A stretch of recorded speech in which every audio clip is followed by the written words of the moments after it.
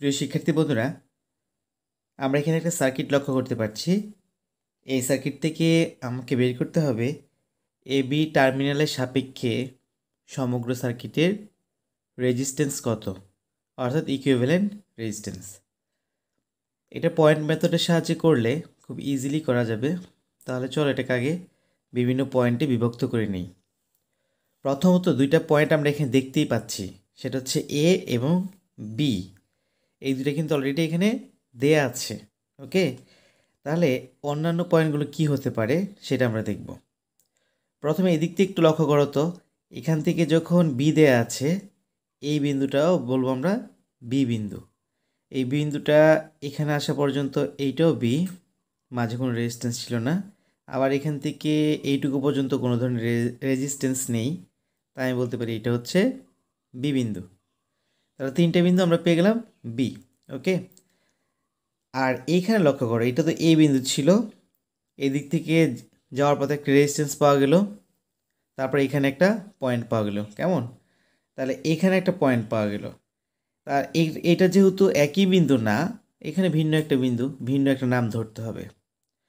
এখানে লক্ষ্য করো, এখান থেকে যখন এইদিকে আসলাম একটা রেজিস্ট্যান্স পার হয়ে আসতে হয়েছে, তাহলে এই বিন্দুটা আর এই বিন্দুটা একই বিন্দু না, এটাও একটা ভিন্ন বিন্দু। কেমন? তাহলে আমি এইখান থেকে নাম ধরি, এই বিন্দুর নাম দিলাম হচ্ছে সি বিন্দু। তাহলে এই সিটা এদিক থেকে আসার পরে, এখান থেকে আসার পরে মাঝে একটা রেজিস্ট্যান্সকে ওভারকাম করে যখন এই বিন্দুতে আসছে, তখন তার নাম হয়েছে বি বিন্দু। আচ্ছা, আর একটা বিন্দু যেটা ফাঁকা আছে তাকে আমরা ধরে নিলাম হচ্ছে ডি বিন্দু। আমাদের অলরেডি বিন্দু বা পয়েন্ট ধরা শেষ। এখন আমাদের কাজ হচ্ছে সার্কিটটাকে সিম্পলিফাই করে অঙ্কন করা। তাহলে সার্কিটটাকে যদি আমি সহজে অঙ্কন করতে চাই, তাহলে সার্কিটটার পয়েন্টগুলো ধরে নিই। আমি ধরলাম এটা হচ্ছে এ পয়েন্ট আর এটা হচ্ছে বি পয়েন্ট, এ বি। ওকে, তাহলে এই পয়েন্টগুলো একটু এখানে আইডেন্টিফাই করি। এ বলতে কাকে বোঝাচ্ছি? এটা হচ্ছে এ বিন্দুর পয়েন্ট, এখান থেকে টান দিয়ে এটা দেখালাম, আর এটা হচ্ছে বি বিন্দুর পয়েন্ট। আর কি আছে এখানে? বিন্দু সি এবং কি আছে? ডি। তাহলে সিকে আমরা জাস্ট একটু উপরে ধরতে পারি, এটা ধরলাম হচ্ছে সি, এটা সি বিন্দুর জন্য পয়েন্ট। এটা যদি আরেকটু উপরে নিতে পারতাম, দেখতে আরও সুন্দর লাগতো সার্কিটটা। আর এটা হচ্ছে ডি বিন্দু। তাহলে এই পয়েন্টগুলো আমরা এখান থেকে আইডেন্টিফাই করতে পারলাম। এখন আমরা মানগুলো এখান থেকে বসিয়ে দিব। প্রথমে একটু লক্ষ্য করি যে এর সাথে সি এর সম্পর্ক কোন দিক থেকে। এটা এ, এটা হচ্ছে এ, তাহলে এর সাথে সি হচ্ছে 4 ওহম, এ একটা। আর কি কোথাও এর সাথে সি এর সম্পর্ক আছে? এর সাথে সি এর আর কোনো সম্পর্ক নাই, কারণ এ এবং সি এর সম্পর্ক এ একটাই। তাহলে এ থেকে সি 4 ওহম একটা রেজিস্ট্যান্স দ্বারা পরস্পরের সাথে যুক্ত। এটা হচ্ছে আমার সেই 4 ওহম রেজিস্ট্যান্স। এরপর লক্ষ্য করো, পরবর্তীতে আমরা দেখি অন্য কোনো সম্পর্ক আছে কি না। বি এবং সি এর সাথে সম্পর্ক কোথায়? তাহলে বি এবং সি এর সাথে যখন সম্পর্ক করতে চাই, এই 4 ওহম, তাহলে বি এবং সি এর সাথে 4 ওহম আমি আগে এখানে লিখলাম। আমি বলি নাই যে একটাই সম্পর্ক আছে, বি এর সাথে সি এর হয়তো আরও একাধিক রেজিস্ট্যান্স দ্বারা সম্পর্ক থাকতে পারে, সেটা আমরা এখন দেখব। তো বি এবং সি এর সাথে সম্পর্ক ছিল এই 4 ওহমের। কেমন? আচ্ছা, এই 4 ওহম দেখো, আবার এই পয়েন্ট হচ্ছে, এখানে হচ্ছে বি, আবার এই পয়েন্টের দিক থেকে এখানে হচ্ছে বি। তাহলে এখন লক্ষ্য করো তো, এই পয়েন্ট এখানে বি, তার মানে আমি বলতে পারি এটা বি, আর এখানে আছে সি। তাহলে বি এবং সি এর মধ্যে আরও একটা সম্পর্ক আছে 4 ওহম দ্বারা, তাই না? তাহলে এইটাকে আমি কিভাবে দেখাবো? আমি জাস্ট একটা প্যারালালভাবে অঙ্কন করে দেখাই। বি এবং সি এর সাথে আরও একটা রেজিস্ট্যান্স, যেটা 4 ওহম। কোনটা? এই ছিল প্রথম বিসি, আর এইটা হচ্ছে দ্বিতীয় বিসি, 4 ওহম। তাহলে এই দুইটাই 4।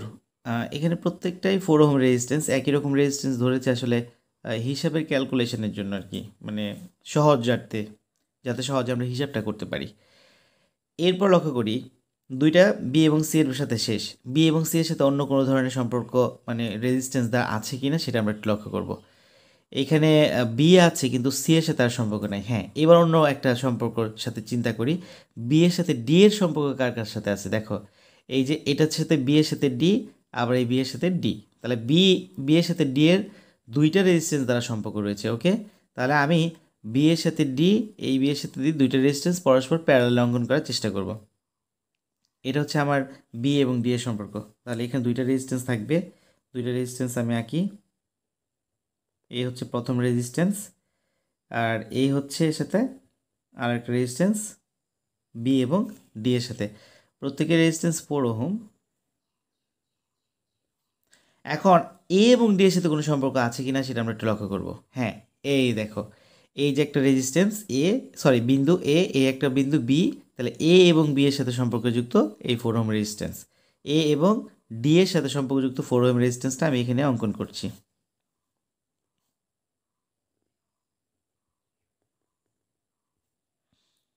এটা হচ্ছে 4 ওহম রেজিস্ট্যান্স। তাহলে দেখো শিক্ষার্থীরা, এই যে সার্কিটটা ছিল, এই সার্কিটটার একটা চিত্র অঙ্কন করার চেষ্টা করছে এইরকম। আমি বলছি না যে এইটার চাইতে এই সার্কিটটা দেখতে সহজ হয়েছে, এখনও সহজ হয়নি, একটু পর সহজ হয়ে যাবে, কেমন? আচ্ছা, এখন দেখো এই যে সার্কিটটা এইটা আছে, এটাকে আমি আরও সহজভাবে অঙ্কন করার চেষ্টা করছি। কিভাবে অঙ্কন করা যায় সেটা, এ এবং বি বিন্দু রয়েছে সেটা আমরা দেখতে পাচ্ছি, কিন্তু তার আগে একটু লক্ষ্য করো, এই দুজন আছে কিভাবে, প্যারালালি যুক্ত, আবার এই দুজন কীভাবে যুক্ত, প্যারালালি যুক্ত। তাহলে এরা যেহেতু প্যারালাল, এদেরকে আমি যদি সিরিজ করে নিতে চাই কি করব, 4 প্যারালাল 4, দুইটা একই অবস্থা, দুইটা একই রকম মান, তাই না? তো 4 প্যারালাল 4 মানে হচ্ছে 2 ওহম। অর্থাৎ আমরা জানি যে প্যারালাল শাখায় যখন একাধিক রেজিস্ট্যান্সের মান একই রকম থাকে, তখন আমরা একটা রেজিস্ট্যান্সের মান উপরে লিখি, আর বাদ বাকি যতগুলো সংখ্যা আছে, যতগুলো রেজিস্ট্যান্স আছে, তাকে দিয়ে আমরা ভাগ করে দিই, সহজেই পেয়ে যাই এই প্যারালাল মানটা। অথবা আমরা বলতে পারি যে দুইটা প্যারালাল সার্কিটের রেজিস্ট্যান্স মান যদি একই রকম থাকে, তাহলে তার ইকুইভ্যালেন্ট মানটা হবে তার অর্ধেক। আচ্ছা আসো, এখন আমরা যেহেতু এই দুইটাকে একটা তৈরি করে ফেললাম, এই দুটাকে একটা তৈরি করে ফেললাম, তাহলে এইটা সার্কিটটা দেখতে কেমন দেখাচ্ছে? সার্কিটটা আসলে দেখতে এইরকম দেখাচ্ছে। এ এবং বি এর মধ্যে আমি আবার সার্কিটটা অঙ্কন করার চেষ্টা করছি। এটা হচ্ছে আমার এ বিন্দু, মানে এ পয়েন্ট। এ পয়েন্টের সাথে কী ছিল এখানে, এ পয়েন্টের সাথে এখানে কী ছিল, সি। এটাও এ পয়েন্ট, এর সাথে সি ছিল, তাহলে এর সাথে সি রেজিস্ট্যান্স, মানে সি বিন্দুর সংযোগ, আর সেটা হচ্ছে কত, 4 ওহম রেজিস্ট্যান্স। এরপর আসি সির সাথে বি এর, তাহলে এখানে আমি একটা পয়েন্ট দিলাম, সেটা হচ্ছে বি, এবং সেই পয়েন্ট আমি একটু টেনে এখানে বি দেখাচ্ছি। তাহলে এই সির সাথে বি এর একটা রেজিস্ট্যান্স, দুইটা ইকুইভ্যালেন্ট রেজিস্ট্যান্স 4 এবং 4, দুইটার ইকুইভ্যালেন্ট রেজিস্ট্যান্স কত, 2। তাহলে এটার মান আমি লিখবো হচ্ছে 2 ওহম। এরপর লক্ষ্য করি এখানে এ এবং ডি এর, তাহলে আমি এটা একটা পয়েন্ট ধরতে পারি হচ্ছে ডি। এটা যদি ডি পয়েন্ট ধরি, তাহলে তার রেজিস্ট্যান্স কত হবে, ডি হচ্ছে 4 ওহম। আর এরপরে এই দুটো ইকুইভ্যালেন্ট রেজিস্ট্যান্স, সেটা তো আমরা জানি 2 ওহম, কার সেটা হচ্ছে ডি এবং বি এর সাথে, এই ডি এবং বি এর সাথে রেজিস্ট্যান্স হচ্ছে 4 ওহম, সরি 2 ওহম। তাহলে এই কিন্তু আমাদের সার্কিটটা এরকম হয়ে গেছে। শিক্ষার্থীরা, এই সার্কিট থেকে কিন্তু আমি ইকুইভ্যালেন্ট সার্কিট বের করতে পারি, তাই না? সেটা কিভাবে, মানে ইকুইভ্যালেন্ট রেজিস্ট্যান্স বের করতে পারি। আমি ধরলাম এটার ইকুইভ্যালেন্ট রেজিস্ট্যান্স হচ্ছে আর এ থেকে বি, মানে এ বি। এই দুইটা কিভাবে আছে, এই রাস্তা থেকে এই রাস্তা পর্যন্ত এটা কিন্তু সিরিজ, তাহলে আমি বলতে পারি 4 + 2 সরাসরি যুক্ত, কেমন? আবার এখান থেকে এই রাস্তাটা, এটাও কিন্তু সিরিজ, তাহলে এটাও লিখতে পারি 4 + 2 সিরিজ যুক্ত করতে পারি। তবে এখান থেকে এটা হচ্ছে এ বিন্দু, আর এটা হচ্ছে কি বি বিন্দু, এখান থেকে এ থেকে বিতে যেতে হলে, আর এখান থেকে এ থেকে বিতে যেতে হলে, এই যে একটা পথ, আবার এই যে একটা পথ, এই দুই পথ পরস্পরের সাথে কী অবস্থা যুক্ত, প্যারালালে যুক্ত। তা দেখো, এই পথের রেজিস্ট্যান্স হচ্ছে এইটুকু, আর এই পথের রেজিস্ট্যান্স হচ্ছে এইটুকু, পরস্পর সিরিজযুক্ত। আর তবে এই পথের সাথে এই পথের সম্পর্ক কি, প্যারালাল, তাই এখানে কি চিহ্ন দিলাম, আমি প্যারালাল চিহ্ন দিলাম। এটা যদি ক্যালকুলেশন করে মান কত পাবো, এটা হচ্ছে 6 ohm parallel 6 ohm equals to 3 ohm. তাহলে এইটাই হচ্ছে আমার এই যে আমার যে সার্কিটটা পেয়েছিলাম, এখানে যে সার্কিটটা দেওয়া ছিল, এই সার্কিটের এ এবং বি প্রান্তের সাপেক্ষে পুরো সার্কিটের রেজিস্ট্যান্সের মান। তাহলে শিক্ষার্থীরা, ধন্যবাদ সবাইকে।